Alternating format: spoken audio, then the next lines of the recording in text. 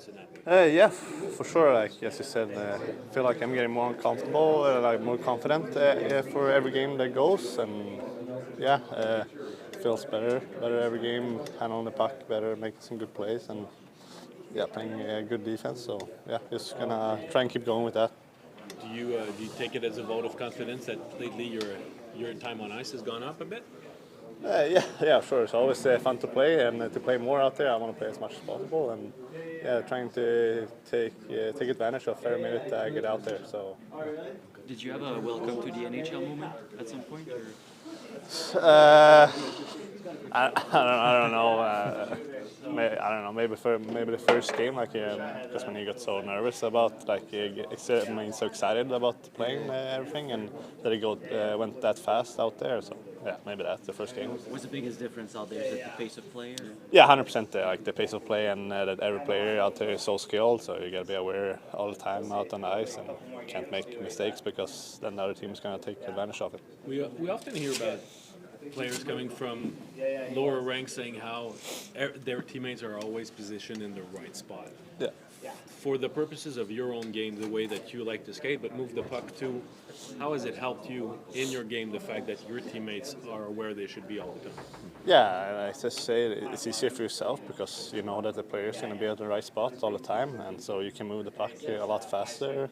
Like sometimes you don't even have to maybe look. Of course you have to look, but like you know that they're going to be there. So yeah, of course it's easier, as you said, that every player is where they're supposed to be. What's the difference between the last time you were called up and finish with the series?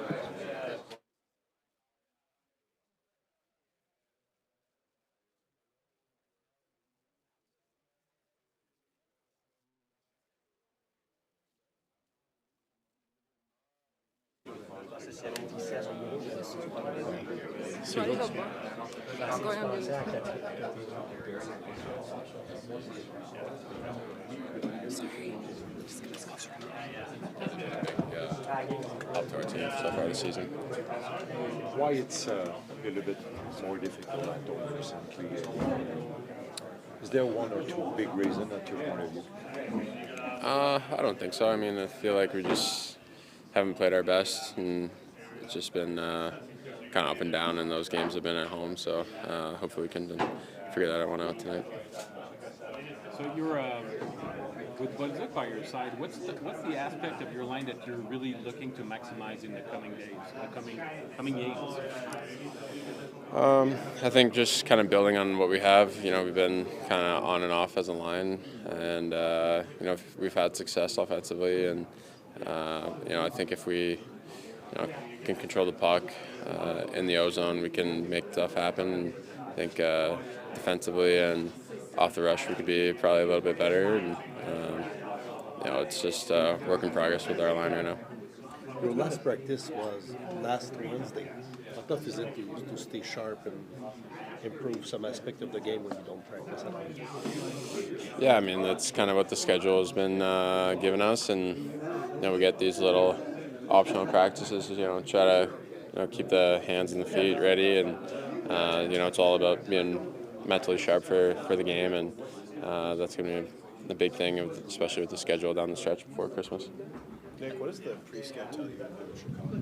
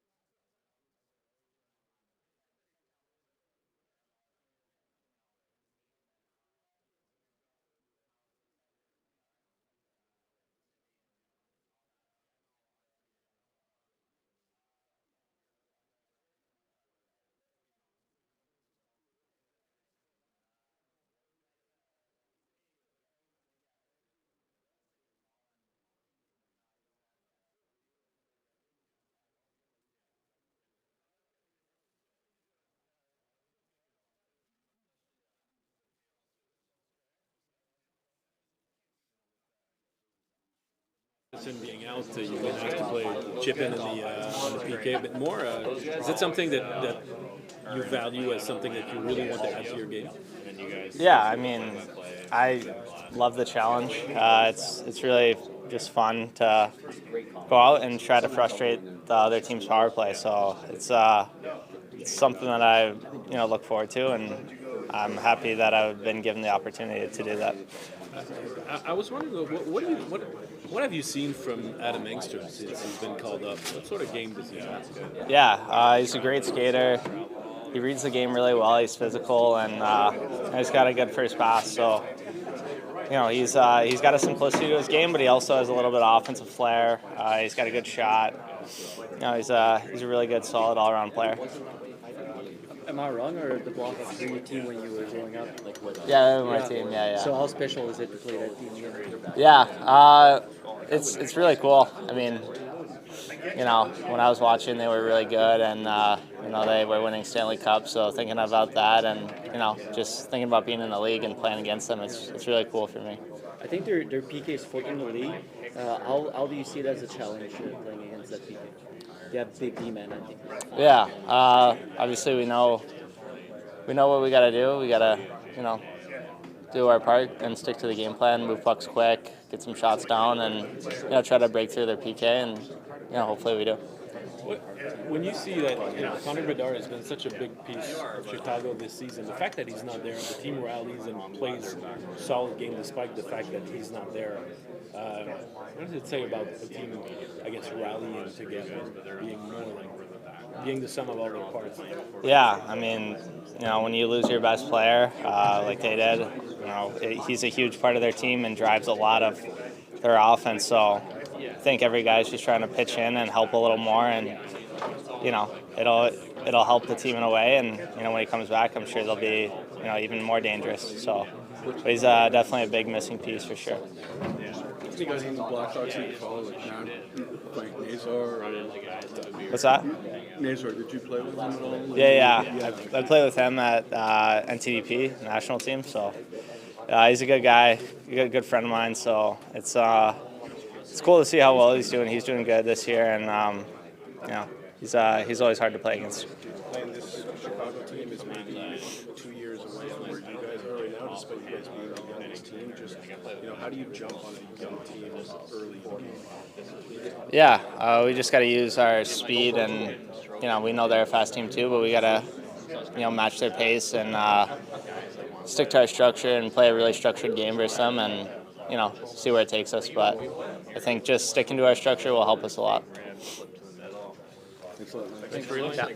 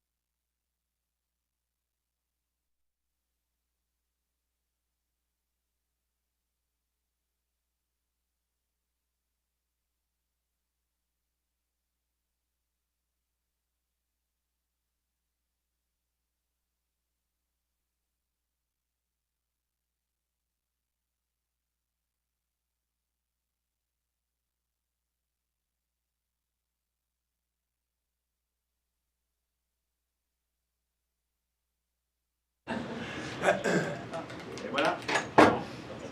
C'est beau, les boys? Vous avez du son, les caméramans?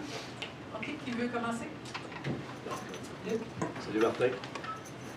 Votre dernier entraînement, dans le fond, c'est mercredi passé avec le Canadien, on comprend tous, mais toi, c'est quoi ton défi de continuer à apporter des améliorations puis avoir des correctifs nécessaires quand tu peux pas aller sur la patinoire, en fait? Ouais, mais c'est de trouver une autre manière. Fait que c'est ça le défi, puis c'est des conversations, c'est du vidéo, mais c'est un peu de ça. Le reste de la Ligue, ils sont dans le même scénario. Il faut que tu gères l'énergie. Puis là, on a 4 games en 6 soirs. 4 en 6. Puis après ça, on prend un petit break. Fait que c'est une poussée. C'est une poussée jusqu'à Noël. Faut que tu gères l'énergie. Tu es satisfait de la façon dont tes joueurs s'adaptent et réagissent à ça? Je te dirais en général, oui. C'est sûr, si tu vas game par game, des fois, c'est sûr je suis moins satisfait, là, mais moi, je trouve les 2 derniers matchs défensivement très compétitifs. C'est continuer à travailler sur notre game global. Puis, mais j'ai pas. Qu'est-ce que je vois récemment, comme je me sens pas, là, j'aimerais ça avoir du temps de pratiquer ça. Je trouve qu'on est quand même assez solide dans beaucoup d'affaires présentement. Ça ne garantit pas des victoires, mais c'est la saison cette année. Fait qu'on fait beaucoup de révisions, enseignements, vidéos, conversations. Vous ne serez pas beaucoup à la maison en décembre quand on prend le mois au complet. Puis ça a été plus difficile à la maison en décembre, puis un petit peu plus aussi en novembre, Martin. Y a-t-il une différence entre le Canadien qui joue ici et le Canadien sur la route quand tu regardes ton club? Wesh. Moi, je trouve les 2 dernières games à la maison qu'on a joué contre Philadelphia, puis c'est qui là? C'était qui? Edmonton, tu sais, c'était... Ouais, tu sais, je trouve qu'on a joué quand même du bon hockey, là, du hockey mature, tu sais, là. Puis moi, je pense... C'est peut-être ça qu'on fait un petit peu plus sur la route. Je sais pas si c'est comment que les games y arrivaient, maison, route, tout ça, les discussions sur quoi qu'on stresse à ce moment-là. Mais je trouve que si on joue une game mature comme on a joué les 2 dernières, notre fiche à maison, elle va s'améliorer. Dirais-tu que quand tu as une équipe jeune, tu t'en vas sur la route avec eux autres, vous affrontez un bon club sur leur patinoire, ils sont plus en mindset de jouer une game serré, de moins provoquer des choses qu'il n'y a pas, tandis qu'au Centre Bell, c'est peut-être une approche différente où ils ne pensent pas différemment parce qu'ils ont moins d'expérience. Ça peut être... Moi, je sais pas. Je pense que ça fait peut-être partie de l'équation. Mais moi, c'est ça, faut... la maturité, pour moi, elle n'a pas d'âge. C'est sûr que plus tu es vieux, c'est plus facile d'avoir de la maturité, mais on demande beaucoup de nos jeunes. On est très demandants. Puis le côté maturité fait partie de ça. Puis, qu'est-ce que je vois, je dirais, récemment, on a beaucoup plus de constance là-dedans. On n'est pas parfait, mais on a plus de constance. Jonathan. Oui, salut Martin. La production de ton premier trio est un petit peu plus timide dernièrement. Est-ce que c'est à force égale? Est-ce que c'est quelque chose qui t'inquiète? M'inquiète, non. Je ne dis pas que ça m'inquiète. Je pense que ça fait partie d'une saison, puis c'est continuer à travailler sur les choses. Puis je suis pas inquiète, ça va revenir. Quand même qui ont des occasions, c'est plus une question de finition? Comment... C'est un petit peu de tout, ouais, je te dirais finition. Puis ça, mais c'est... je pense à 5 contre 5, on a géré 12 chances la dernière game. C'est quand même un haut niveau. On n'a pas eu beaucoup de power play. On peut-tu en faire plus? Oui. Mais c'est sûr, ça prend de la finition. Si on finit sur une coupe de ces chances-là, c'est peut-être une différente game, la dernière game. Mais, Suzy, Cole, puis là, il y a Bolduc qui joue avec eux autres, puis ils ont des bons moments. C'est de continuer à travailler sur leurs affaires. Il y a beaucoup de questions de maturité durant les matchs, mais je suis curieux de t'entendre sur le comportement de ton groupe entre les matchs, d'une journée à l'autre. Qu'est-ce que tu observes de la capacité de ton groupe à tourner la page, remettre ça à zéro d'une journée à l'autre, puis dire les résultats d'hier, on évite que des résultats positifs ou négatifs fassent boule de neige. Ouais. Ben, c'est une bonne question, mais c'est pas une réponse facile, je te dirais, parce que, tu sais, il y a des jours, tu te dis, ah oui, ils ont tourné la page, ils sont là. Puis il y a d'autres jours, ben non, ils sont pas là, tu sais. Mais c'est d'aller chier beaucoup plus de journées qui ont tourné la page, puis let's go. À tous les jours, il faut que tu recommences. T'sais, ça te dérange pas comment bien que tu as joué, tu sais, puis c'est ça, il faut que tu restes vraiment focusé sur le processus avec tes standards, beaucoup plus que le résultat. Tu sais, Pittsburgh, j'ai aimé le résultat. Une grosse partie de la game, il y avait des moments où on commençait à se tirer dans le pied un petit peu, tu sais. Puis, puis on a vu la game à New York. On a eu des bons moments, mais on a eu des moments où on s'est fait mal. Puis là, tu reviens de là, puis tu joues comme à Edmonton. Je pense que c'est une game la plus mature qu'on a jouée. Fait qu'on est-tu capable de rester dans ce mindset-là? T'sais? Puis je trouve qu'on a fait ça contre Philadelphie. On s'est pas tiré dans le pied, c'est sûr. On a fait un petit peu de mauvais bon, le troisième but et tout. C'est sûr, c'est une erreur, mais c'est pas comme si on a fait une mauvaise décision à la ligne bleue. Fait que c'est un défi. Je pense que chaque individu, mais le défi est différent. C'est sûr, il y a beaucoup de... le temps des fêtes, il arrive. Il y a beaucoup de distractions. Es-tu capable de rester à la tâche et être discipliné avec tes habitudes et tout? Puis je pense que si on a ça individuellement, en gros, ça l'aide l'équipe. Par ailleurs, tu me pardonneras si cette question-là t'a déjà été posée, mais la venue d'Engstrom, ça t'amène un autre défenseur mobile qui est capable de relancer l'attaque, bouger la rondelle. Est-ce que, dans le fond, ça va avec ce que tu souhaites faire d'avoir une brigade défensive qui continue dans cette veine-là, ou dans le fond, si tu pourrais avoir un mélange des genres, avoir un gars qui step up au plan physique, entre autres, ça te faciliterait la vie? Non, moi, je te dirais que c'est que pour les défenseurs nationaux, pour être efficace, il faut que tu sois un assez bon patineur. Puis si tu as un petit peu moins de patin, mais tu es mieux d'avoir un bon hockey et une bonne intelligence. T'sais. Fait que s'il n'y a pas une manière de le faire, mais c'est sûr, il faut être capable de tuer des jeux.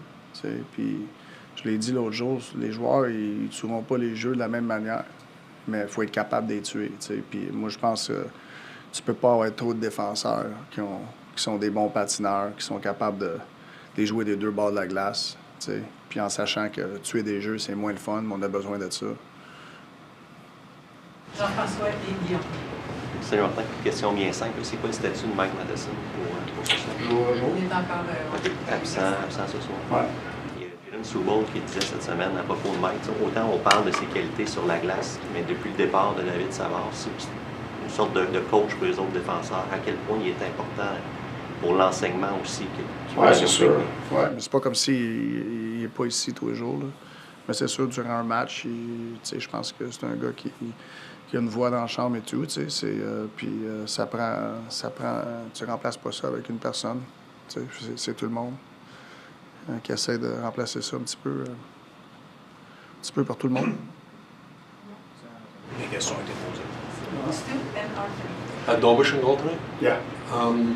Talking with Nick about the Olympics, obviously hoping he's on the team. You've won a lot of things in your career. Where do the Olympics rank, and how does it compare, like, to the Stanley Cup or other things? Yeah, it's up there. I wouldn't say it's.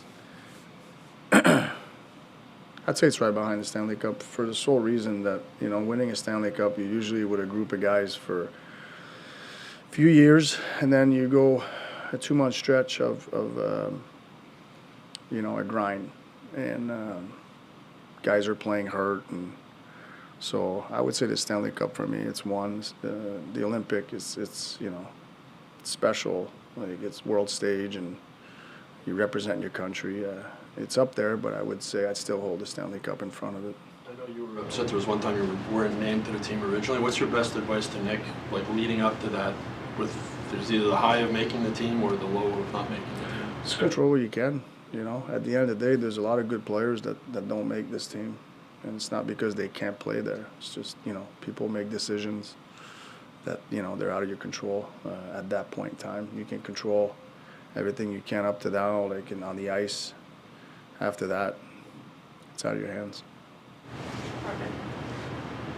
Well, just quickly, I think we're at around the 4-week mark for Kirby. Is there any chance we're going to see him soon, or? Chance, or what is soon?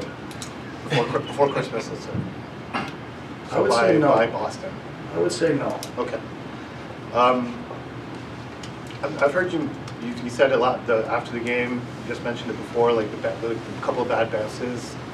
How do you differentiate between? Because I could say, I mean, I think on the first goal, or was it the second goal? I can't remember. On the first goal, Nick tries to make that pass at the blue line. It gets turned over. It comes back the other way. You seem to see that as a bounce. Like, how do you distinguish a bad decision versus a bounce? Yeah, I mean, Suzuki gets the puck on his back end with a bouncing puck. Could he have done something better there? Yes, but we still had all our numbers above that. It was a 3-on-4, and the guy tried to make a pass lateral but forward, and it was going to miss everybody and probably go to the hash mark, and it hits the linesman's skate. And now Couturier skates right into it. If it doesn't hit the linesman's skate, there's no goal. Okay? But could we have done a better job after it hit the linesman's skate? Absolutely. So how do you, when teaching that moment, I teach him. Do you give a bit of a pass because it hit the linesman's skate? Well, not necessarily a pass. I give him the truth. We could have done this better. I know this is a bad bounce, but we still could have done this better. There's truth behind it. It's unfortunate that,